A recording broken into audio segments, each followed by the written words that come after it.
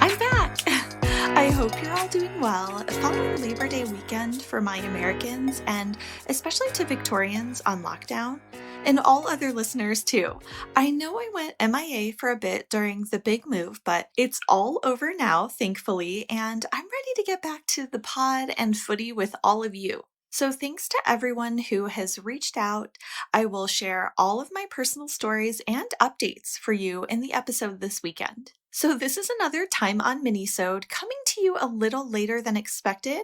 Just a little bite-sized mini that you can snack on a la carte. And this mini will incorporate more of your stories in your words. So I asked you previously to share your stories in your own words about how you became AFL obsessed. Last time we shared round 3, so I'd like to shout out everyone who contributed to that edition. Tom, Frodo from Florida, and Joe Mazza. Thanks, guys. So round 4 is a special edition of American New Footy fan stories. So first up, we have Alyssas Story. Hello, it's Alyssa's agent coming at you from Burlington, Vermont.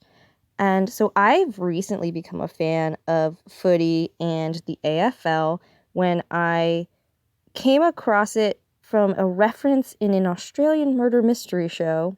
Led me to kind of Googling and trying to figure out what this sport was. And after watching some clips and videos of it, I was kind of intrigued.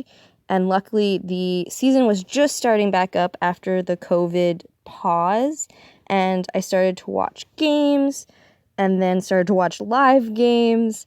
And sure enough, I was becoming AFL obsessed, especially from being able to talk with other people in the community online and get to learn player stories and team stories as everyone was coming together, especially in this, COVID time. It was really great to find a community, and I think that's what really got me fully AFL obsessed and invested. So thank you to Rosanna for having me on the podcast.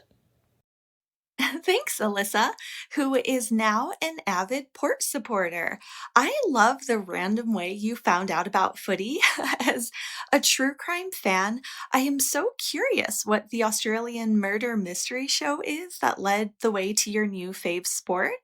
And I love seeing your breakdown tweets of games as they happen live, and having the footy community, especially during this time, has been paramount for myself too. AFL fans, I've found, are the greatest, caring, and most supportive friends you'll have around the world. So, if you're a Port Adelaide fan, a footy fan, or you just want to follow Alyssa's journey, her Twitter is at @ASuperstars, and it's just a Z instead of an S on the end.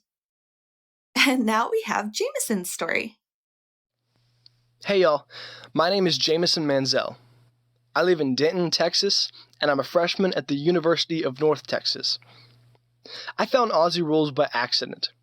I searched AFL into the YouTube search bar, intending to watch the Arena Football League, which is a minor gridiron league stateside. What I found instead was much different. On the thumbnail, I saw a man in a basketball uniform catching a rugby ball while hitching a ride on the back of his opponent. The man was Nick Natanui, and after clicking that link, I was introduced to the world of Australian rules football. Now, that was back in 2019, smack in the middle of American football season, which I played in high school, so my free time sadly couldn't be spent on a rabbit trail of YouTube videos learning an entirely new sport. But once football ended, thanks in large part to Mason Cox's interview on the Pat McAfee show, I was able to rekindle the childlike joy I had initially experienced when watching for the first time.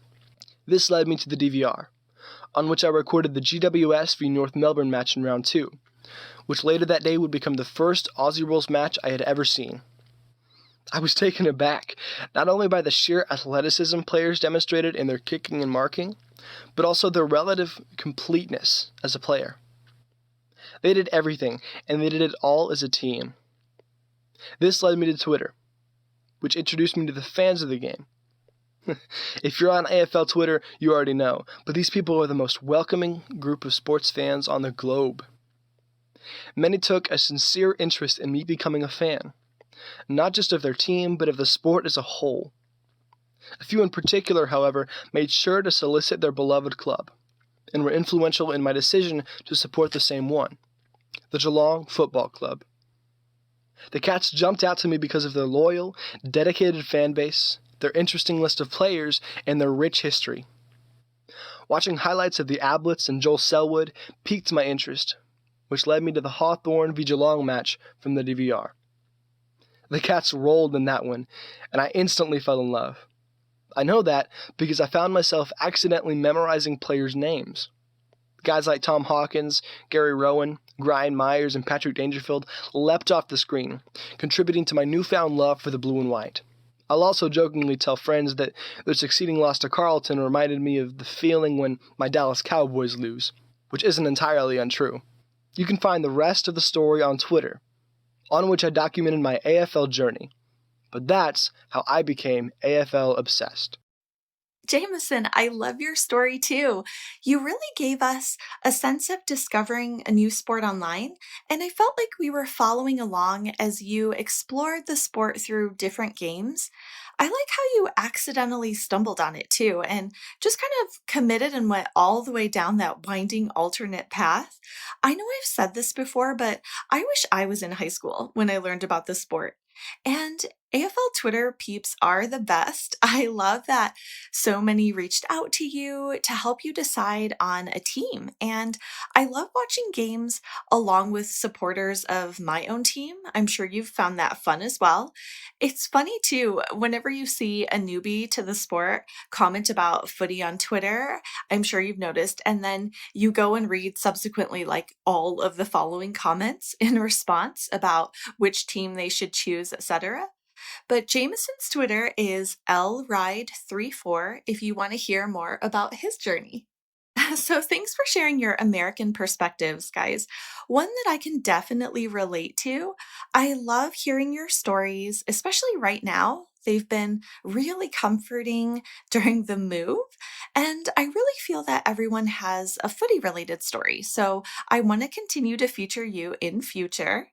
I love hearing about how we all got into the sport and became AFL obsessed.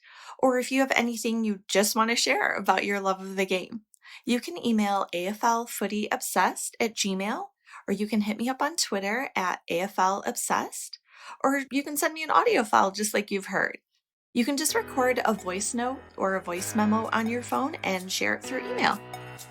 So be on the lookout for another round of Time On Minis in future, and we'll talk footy soon.